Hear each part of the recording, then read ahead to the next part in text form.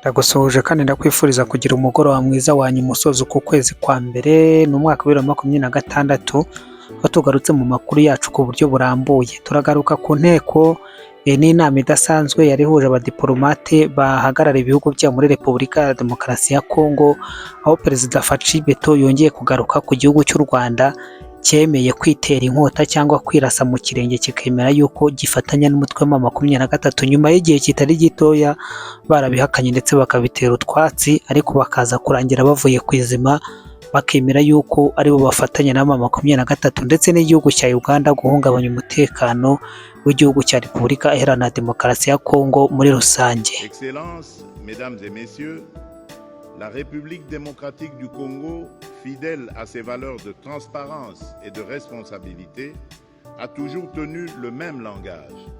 La paix ne se négocie pas au prix du mensonge et ne se construit pas sur l'impunité. Et aujourd'hui, un développement majeur intervenu récemment vient nous conforter dans cette position. Il mérite d'être considéré avec le plus grand sérieux car il engage la responsabilité de la communauté internationale et appelle désormais des conséquences pratiques.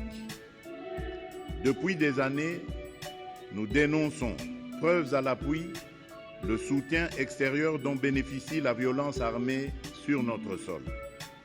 Et voici que dans une déclaration officielle faite ces derniers jours devant le Congrès des États-Unis d'Amérique, une haute représentante de la République du Rwanda a reconnu l'existence d'une coordination sécuritaire avec les rebelles de l'AFC M23.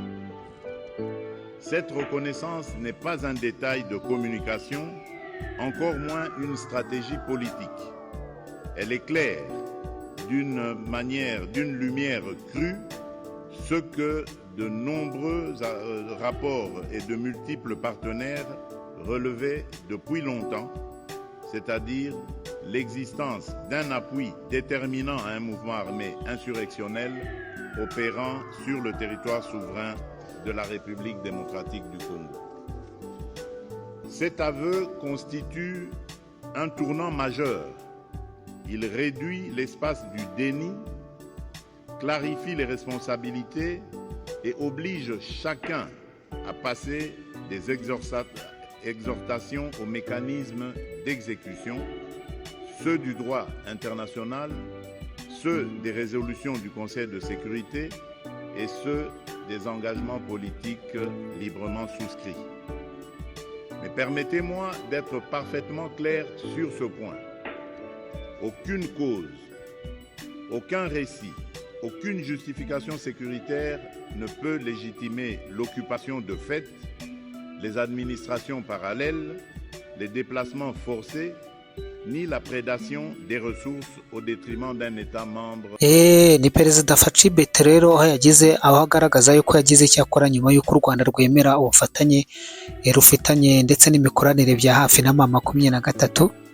Perezida wa Repubulika ya Demokarasi ya Kongo rero Félix Antoine Tshisekedi yagejeje ku magambo ye imbere y'abadiplomate bahagarara ibihugu byabo hano muri Repubulika ya Demokarasi ya Kongo, nyuma y'uko guverinoma y'u Rwanda yemeye ubufatanye bw'umutekano n'umutwe w'inyeshyamba za 23. Umukuru w'igihugu rero Faci Beto yatekereje ko ngo uku kwemera k'u Rwanda yuko rufatanya n'izi nyeshyamba bishobora kuzateza impinduka ikomeye, kubera ko ngo bigabanya umwanya wo guhakana, umwanya wo gusobanura inshingano, kandi ibingibi bituma buri wese agomba gusabwa kumva guhugura kujyana n'uburyo bwo kubahiriza amategeko mpuzamahanga, harimo n'imyanzuro y'akanama k'umuryango w'abibumbye gashinzwe umutekano ndetse n'imihigo ya politike yandikishijwe mu bigendanye na ya masezerano yasinywe ya Washington ndetse na Doha muri rusange.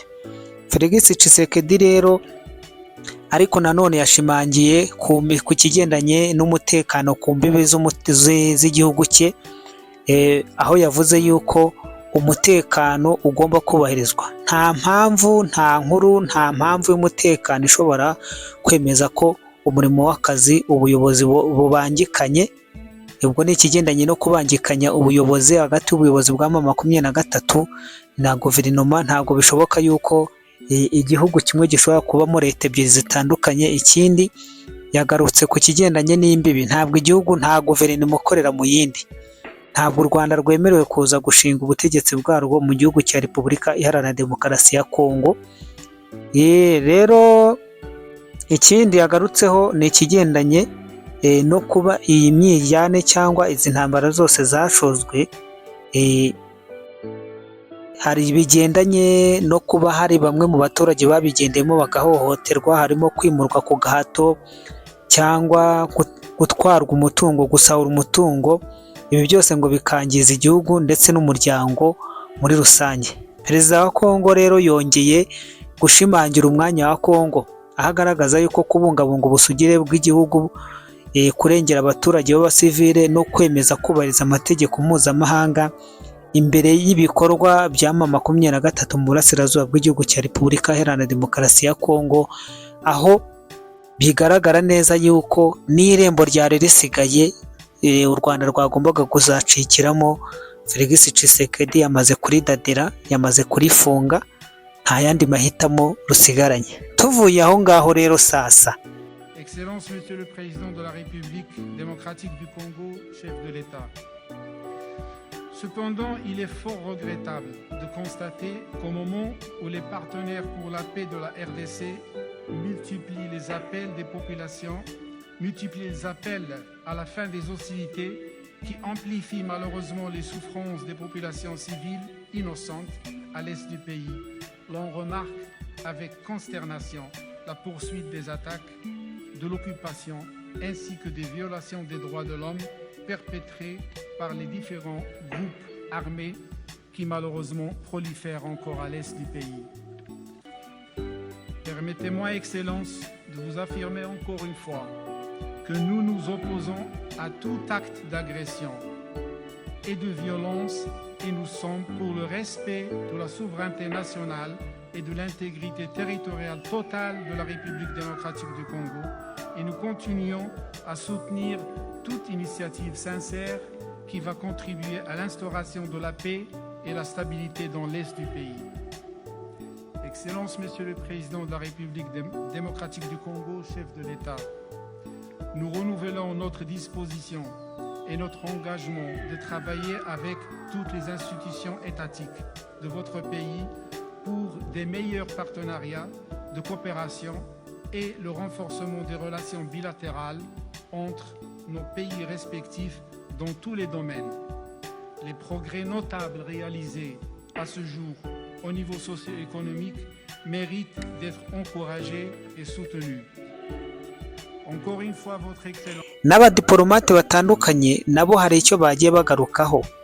Abadiplomate batandukanye bagiye bahagarara ibihugu byabo, bagiye bashimangira yuko bari kumwe na Faci Beto. Ni kuri iyi tariki ya 31 Mutarama, ni mu kiganiro cyo gusuhuza cyangwa cyo kuganira n'abadiplomate bahagarara ibihugu byabo i Kinshasa, aho Perezida Faci Beto yashimangiye ko ari ngombwa gushimangira ubumwe bw'igihugu muri iki gihe.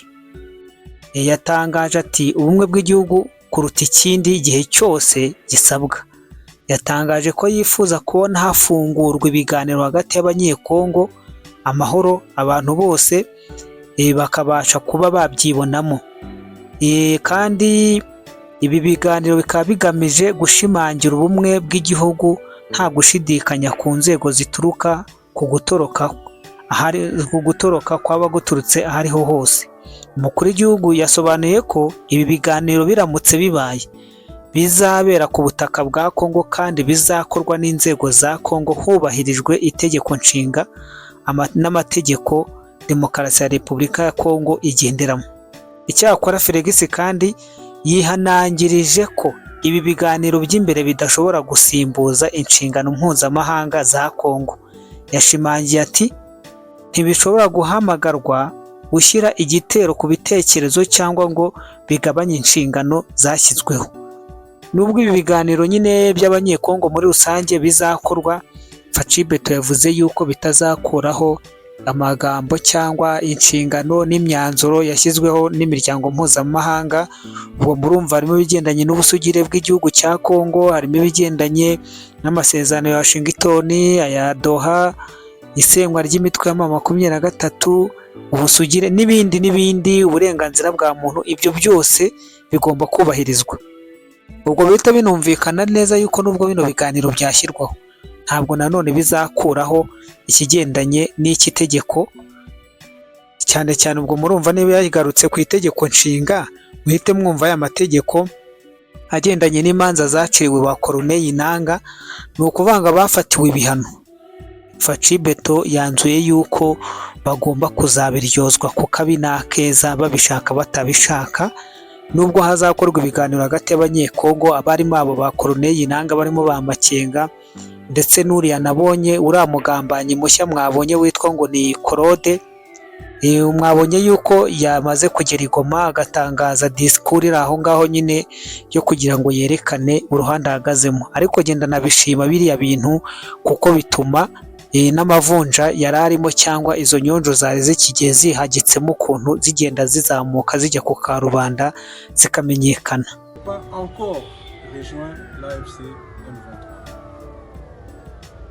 Je répète et je le dis calmement, je n'ai pas rejoint l'AFC M23.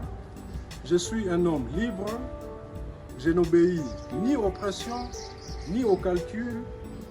Je n'ai qu'une seule boussole, l'intérêt supérieur du Congo. Je suis à Goma, comme vous constatez, dans une démarche citoyenne et personnelle, à mon initiative, avec mes propres moyens, pour contribuer à une solution, à une crise qui tue.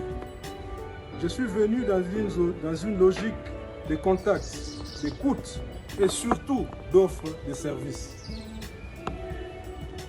Je ne suis l'émissaire caché de personne. Je ne suis pas venu négocier un pouvoir. Je suis venu tenter de mettre fin à l'hémorragie parce que j'en ai la capacité et les compétences. Et je le dis clairement, la paix passe par le dialogue, un dialogue sérieux, encadré, responsable et utile, pas un théâtre. Permettez-moi d'insister, dans les conflits durables, la sortie n'est pas seulement militaire, elle est relationnelle. On ne reconstruit pas un pays en brisant toute confiance. La réconciliation n'est ni l'oubli, ni l'impunité, ni la faiblesse. C'est une stratégie. Dire la vérité, reconnaître les torts, rétablir la confiance, garantir la sécurité, poser des engagements vérifiables et réintégrer la nation dans l'unité. Mes chers compatriotes, gardez votre calme, refusez la haine, refusez la manipulation. La République ne se construit pas sur les rumeurs ni les humeurs. Elle se construit sur la vérité et le sens du devoir. Aux partis en conflit, l'histoire jugera chacun. À nos partenaires, le Congo veut une paix réaliste, équilibrée, garantie, qui protège la souveraineté et la dignité nationale. En conclusion, je vais encore le dire, je suis venu consulter, je n'ai trahi personne, je n'ai qu'un seul camp, le Congo. Si le coordonnateur et son équipe acceptent mon offre, parce que je leur ai fait une offre, si le coordonnateur accepte mon offre et me propose une formule de collaboration, je l'évaluerai. L'essentiel n'est pas d'être à Goma ou à Kinshasa, l'essentiel est une solution définitive et durable. Je suis prêt à m'impliquer pleinement car la paix n'a pas de prix.